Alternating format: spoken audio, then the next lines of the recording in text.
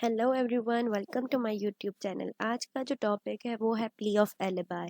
आज हम इसमें एक्सप्लोर करेंगे कि प्ली ऑफ एलिबाई क्या है, उसकी जो है वो एसेंशियल्स देखेंगे और उसको अंडरस्टैंड करेंगे कि लीगल डिफेंस में उसकी इम्पोर्टेंस क्या है।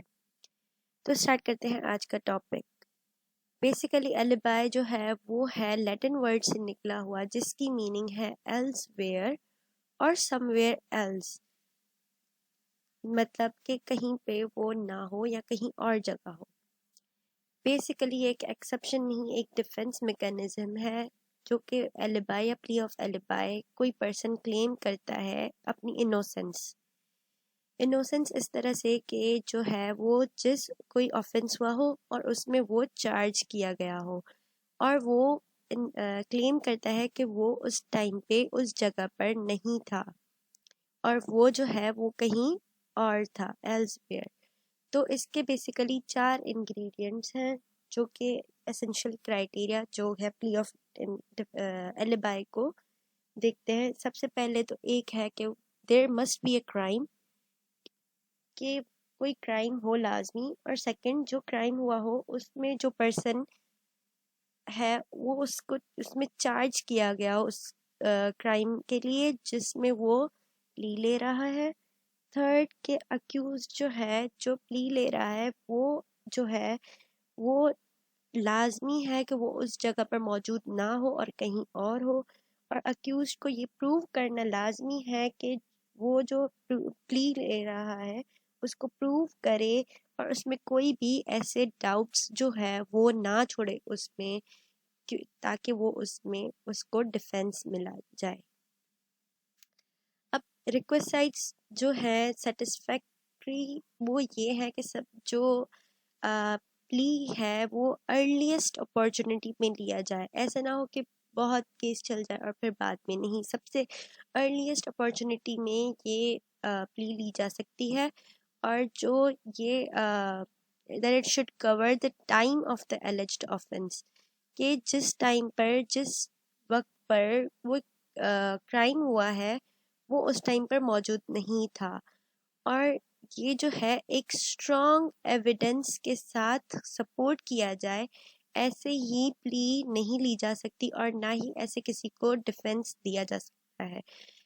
और ये जो है इसका इसका वेटेज जो है, जो ये प्ली लिया जा रहा है वो लाजमी है कि कॉजेंट हो, मींस क्लियर हो, क्रिस्टल क्लियर हो, कन्विंसिंग हो, और प्लॉसिबल मींस कि उसको इफ पॉसिबल हो और क्लियरली कोई ऐसी एविडेंस हो जो कि एक ऑर्डिनरी मैन भी उसको एक्सेप्ट कर ले। तो लाजमी है कि लाजमी है इन सब के लिए, इसके अलावा जो है ये प्ली नहीं दी जा सकती। इसमें बर्डन ऑफ प्रूफ जो है वो रिलाई करता है जो पर्सन इस प्ली को ले रहा है। सपोज अक्यूज्ड है, अक्यूज जिसका एफआईआर में नाम आ गया हो और वो जो है वो प्ली ले रहा है, तो ये जो बर्डन ऑफ प्रूफ है वो उसी पर होगा और हैवी एंड स्ट्रिक्ट बर्डन होगा, जिसको उसको किसी एविडेंस के साथ उसको प्रूव करना होगा।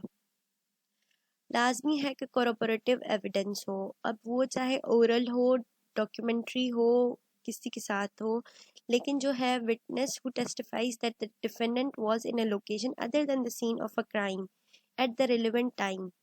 लाजमी है कि जो कोई विटनेस हो और वो उसको एविडेंस दे कि वो रिलेवेंट टाइम पर उस लोकेशन पर मौजूद नहीं था, तो वो जो है वो विटनेस जो है एलिबाई विटनेस कहलाया जाएगा। और उसकी टेस्टिमनी जो है और उसकी गवाही जो है वो लाजमी है किसी और एविडेंस के साथ जो है उसको कॉर्पोरेट किया जाएगा, उसको जो है साबित करने के लिए। अब लाजमी है कि वो कोई ओरल या कोई भी डॉक्यूमेंट्री एविडेंस हो। बेनिफिट ऑफ डाउट, अगर कोई भी ऐसा प्ली ऑफ एलिबाई वो इतना स्ट्रॉन्ग नहीं है, वो कमज़ोर है, लेकिन वो चैलेंज नहीं किया गया बाय द प्रोसिक्यूशन, तो बेनिफिट ऑफ डाउट जो है वो अक्यूज को दिया जाएगा, जिस पे उसको वो उस प्ली पे उस पे डिफेंस ले सकता है।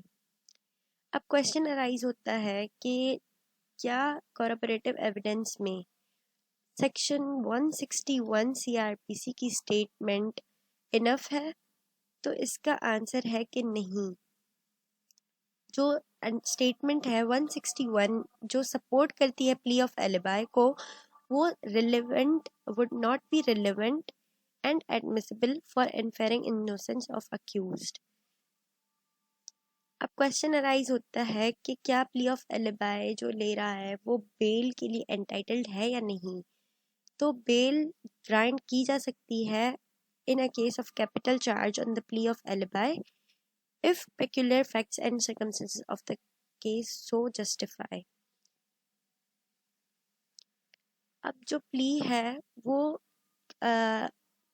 बेल के स्टेज पे नहीं ली जा सकती या उसको एवेल्युएट बेल की स्टेज पे नहीं किया जा सकता।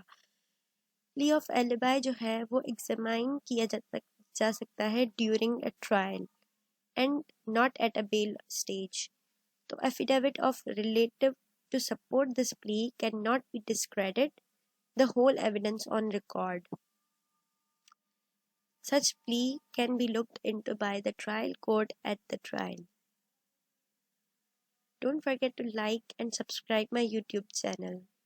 Thank you for watching.